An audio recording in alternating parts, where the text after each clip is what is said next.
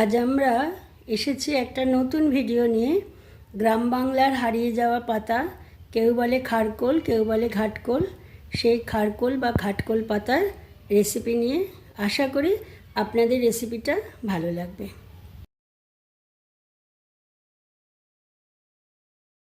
রেসিপিটা তৈরি করতে লাগবে খারকোল পাতা, কালো জিরে, কয়েকটা শুকনো লঙ্কা, 10-12 কোয়া রসুন ও ছোটো পেঁয়াজ।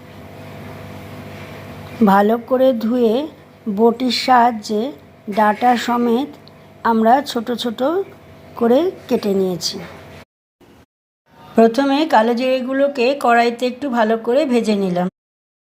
শুকনো লঙ্কাগুলোকে সামান্য তেলে একটু লাল লাল করে ভেজে তুলে নেব। লঙ্কাটা কতটা দেবেন সেটা আপনার উপর নির্ভর করছে। কড়াইতে থাকা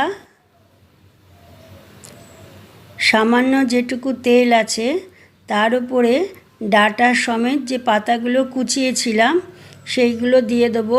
ওর সঙ্গে কেটে রাখা রসুনগুলো ভাজতে সেগুলো একসাথে নিয়ে ভাজবো। শাকটা ভাজতে ভাজতে পরিমাণ মতো একটু নুন দিয়ে দেব। তার ফলে ওই শাকের থেকে জলটা আরও একটু বেশি পরিমাণেই বেরিয়ে আসবে।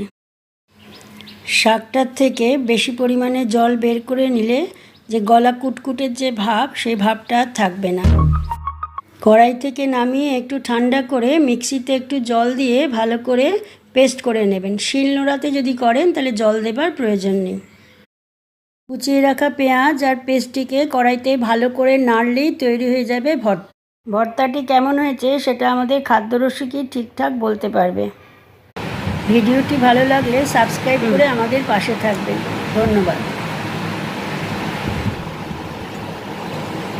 এক থালা ভাত খাওয়া যাবে।